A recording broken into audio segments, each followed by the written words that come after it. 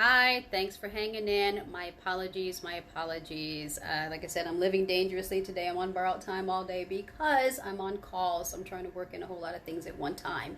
I've got Coco on my lap. She joined us for lap time, and we're going to do this. I took the liberty of posting recipes that have worked. I recognize that most of what thanks. I realized that most of what I've been using while I've been doing ketogenic eating is really just going back to basics. It's really full fat everything. You can eat meat, you can eat shellfish, you can eat fatty foods, shellfish. I've been eating bacon. I've done BLTs real quick without bread. So, for example, I'll get large romaine. I'll get a bag of like three heads of romaine lettuce. I'll break those off and I'll slather on, make a pound of bacon, and I will make BLTs without the bread, and I will use those as my lunch. So I did that for quite a while. Also, I discovered that something about doing ketogenic eating triggered certain cravings. So what I want to cover is, in addition to the recipes, some of the recipes I've posted, and I'm happy to post some others, but these I can say I've used them and I like them and I give them the thumbs up. So if anybody wants to try them, they're good to go and you don't have to do much, or if anything, to tweak them. I also made a lot of quiches without a crust, so I did crustless quiches. Another thing about ketogenic eating is learning about what not to eat. And once you figure out what you can eat and what you cannot eat, it gets a little easier because there really isn't a magic bullet. It doesn't require anything super special, just figuring out what is keto friendly and what is not keto friendly. If anybody has access to Pinterest, or even if you just do a Google search on your own, you can always look for keto friendly, everything from keto friendly foods, keto friendly vegetables, keto friendly fruit. Fruit is probably going to be rather limited, especially early on in ketogenic eating. I really waited, I'd say maybe a good month before I added fruit into the food, even into what I consume. So it was mostly vegetables, fats, and protein. I would find quick lists, especially if I was shopping. So if you just want a quick down and dirty list, you can either look on Google and look up keto friendly foods or keto friendly grocery list, and that can kind of help you streamline the process for what to have on hand when you're ready to actually get started. And that's really what I did. At my doctor's recommendation, for example, I started December 3 was my doctor's appointment. He and I had a discussion. He recommended intermittent fasting. Along the way, I came across ketogenic eating, and I went shopping that evening and I started December 4. So it's not difficult. It's just that I wanted to get grounded in it. The question has come up from Brian hi Brian, does keto include dairy? Absolutely it does. And I realize again, some people may have food allergies, they may be lactose intolerant, so you can always find other alternatives that are going to be keto friendly. But yes, it does include dairy, especially full fat dairy. So for example, if you're accustomed to getting 2% milk, you're not using 2% milk. A lot of what I've been using for cooking has included whipping cream, heavy whipping cream, which sounds crazy. There are certain things about ketogenic eating that really turns on its head your notions of what you think about for nutrition. So again, consult with your doctor, make sure that this is a good option for you or a good way to go, or see whether or not if you can do it, and just find ways that are that complement or fit your dietary needs, or if you have health issues or concerns, make sure that it's a good fit for you. So if you have access to a dietitian, a nutritionist, talk to your doctor. If you work with a physical, a personal trainer or something like that, talk to somebody who's really knowledgeable. This is just based on what I have read and what I came up with. But yes, it does include dairy, and it's full fat, whatever dairy you're using. Full fat milk, heavy whipping cream I've been incorporating in a lot of my cooking. I've been making a lot of quiches, crustless quiches, and foods that I actually were surprised about that I couldn't eat. Like, I was accustomed to eating like really protein heavy in terms of what I ate. It was a lot of protein and a lot of veggies. I'm still eating protein and veggies the way that I normally do. I'm just incorporating a lot more fats and cutting back on the amount of carbs and being mindful of carbs. What I noticed is that once I figured out what carbs not to eat or how to avoid carbs, everything from sugar, refined sugar, so no sugar, and also carbs. So no potatoes, no quinoa, no beans, which I used to use, but I have used as a protein source. I was surprised certain items for keto aren't keto friendly, even though normally they would be very good things that you would eat with a different type of diet or a different type of eating lifestyle.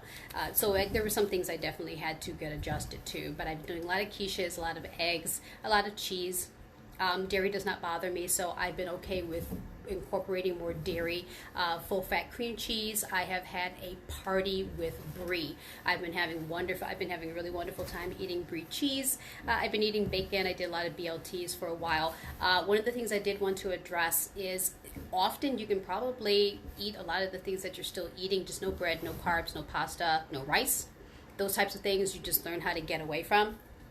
And I just really was eating things that are not too different from what I normally do anyway. You just have to incorporate more fat. You can add in olive oil, coconut oil, and the like. Among the peculiar things that I discovered with ketogenic eating is that some of the things that you normally wouldn't touch are things that are actually favorable for ketogenic eating. For example, when Mr. Big, my son, was home for Christmas, I figured I would try some fried chicken. I didn't do fried chicken where I actually fried it, but what I did do was, instead of traditional breading, use my seasonings and then dredge it in flour. Flour is among the things that is not keto friendly, so I'm not using flour. What I did instead was, for my breading, I actually used, get ready for this, I used pork rinds. I didn't get the pork rinds that are seasoned and processed that you get out of the grocery store. In our area, we have Mexican Town, so I went to one of the grocery stores and I got a large bag of homemade pork rinds. So without anything extra, anything added to them, just fried pork, just the pork rinds. I took those home, got them. They cost really next to nothing. I might have paid, I don't remember, maybe $6 for a large bag. Put those in the food processor and ground them down to actually make my breading.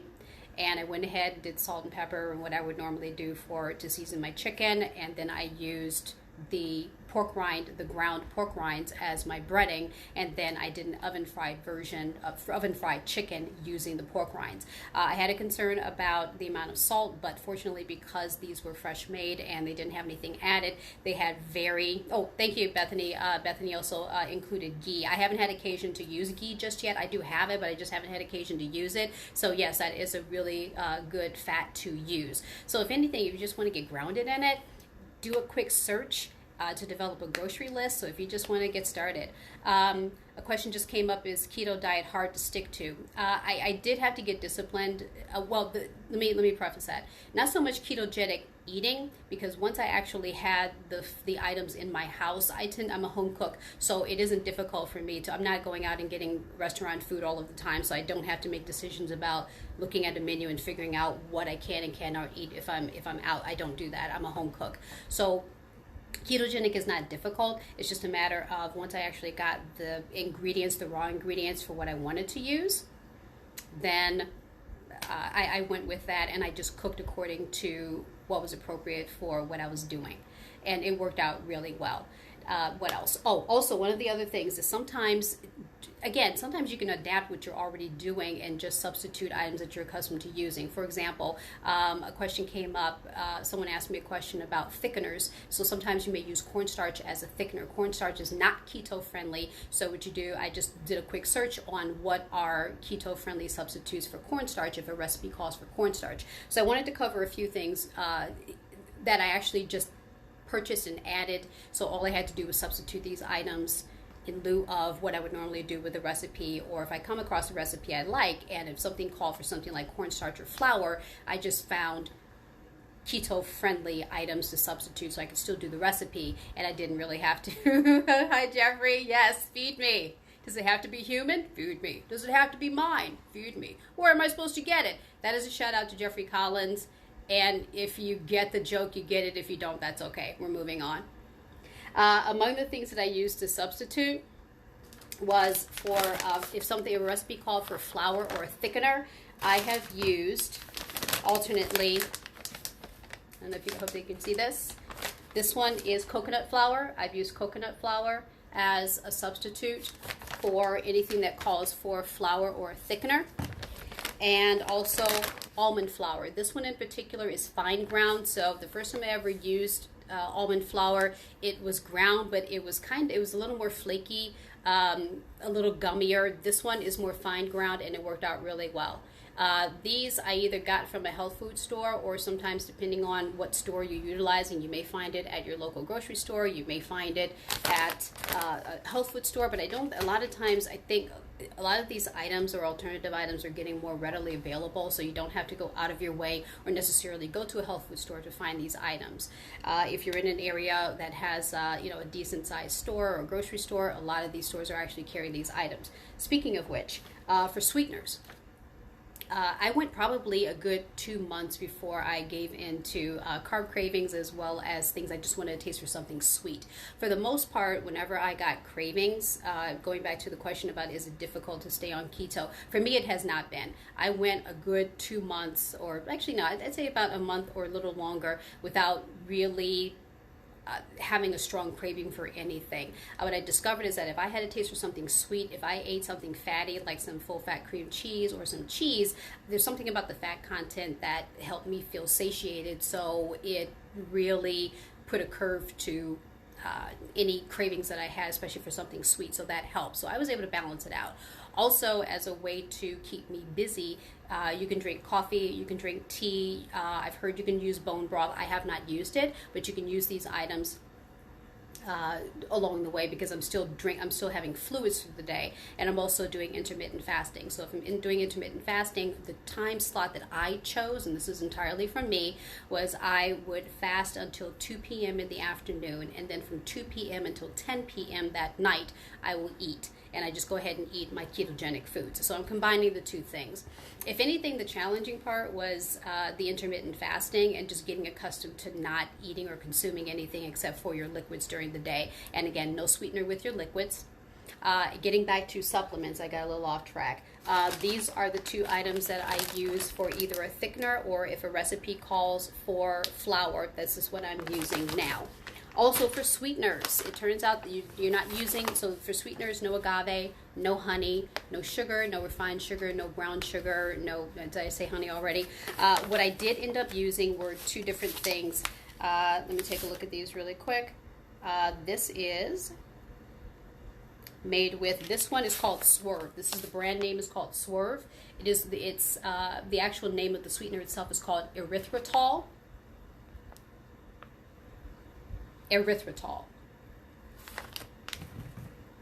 And another brand name is Sola, which is a keto-friendly sweetener that I have used, that I've had good success with. This is also erythritol. So both of these are brand names. I got these at my local Meijer, and I believe you can probably find Swerve at a health food store. At my health food store where I usually go is in Ferndale, called the Natural Food Patch. And these I've gotten in a store, and they're both erythritol. So these are brand names for a sweetener that is keto friendly. And again, use your own research, because again, I am no expert. I don't have any issues with regard to blood sugar, so that's not an issue for me. So if anything, look and see whether or not, so if you are diabetic, or if there are any issues where your system is very sensitive to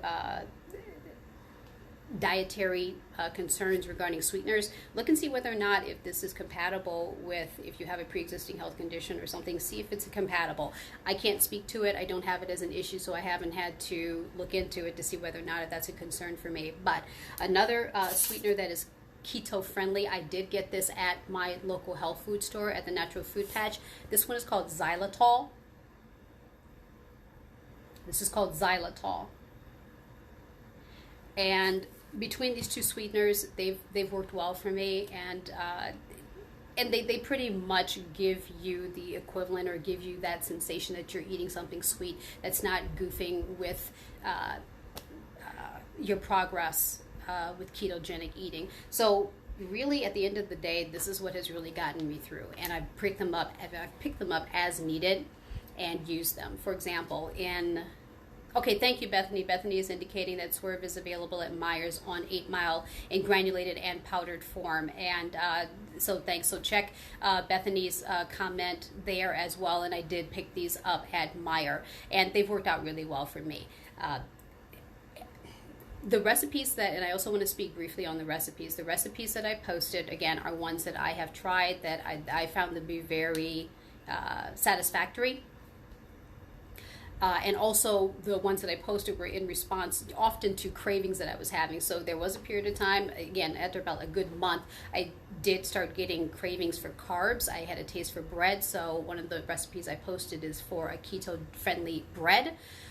When I made it, it has sort of like a very mild sweetness to it, so it's kind of nice if you're going to use it as like maybe a breakfast food, or maybe have it with your tea or your coffee. It's very light, kind of airy, almost like angel food cake, but not as light as that, and it's mildly sweet. There are other breads that are more savory. I have not had occasion to use those, with the exception of I did post a recipe from Pinterest for a pizza crust, and I used almond flour for the pizza crust. It had a little, like maybe 2 teaspoons or 2 tablespoons of cream cheese, egg, and maybe 1 or 2 other things, and a bit of salt. And I added dry herbs in with it to kind of give some flavor and a little oomph to the bread itself for the pizza crust. And I used that. It was very simple to make, and then I went ahead and did like a light bake to it first, took it back out, added my pizza toppings, put it back in, and created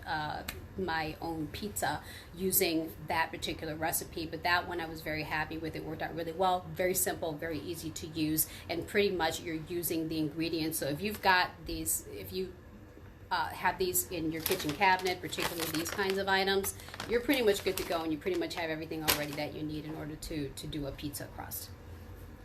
Let's see. That's kind of wrapping it up. That's kind of the quick version of recipes. I'm trying to think if there's anything else. There's really nothing else coming to mind. It was a matter of just substituting and getting these kinds of items if you want to still eat foods that are similar to what you're already used to eating without blowing it with carbs and sugar and flour or cornstarch or certain items that you would normally that you could just substitute out using these items. So this is what's been helpful for me. I hope that it's helpful for you. If anybody has questions, or if you want to follow up, whatever, or if we want to talk about this some more, that would be great. But that's kind of like the quick down and dirty version, my feedback, based just what I can provide based on what I've used so far, what has worked for me, and that's it. So I'll thank you Brian, thanks for tuning in, and I hope that people find it helpful. Like I said, this is just a quick version, and I just want to be able to convey it, and hopefully people will find it helpful. So thank you again so much. I'm playing with the idea of recreating this and making a YouTube video. There are tons of YouTube videos out there, so I don't know if people will find it useful or not. If people think that it might be interesting or something that they might want to do, then let me know. And maybe we can, I don't know, maybe there's a way to create one video and disseminate it to both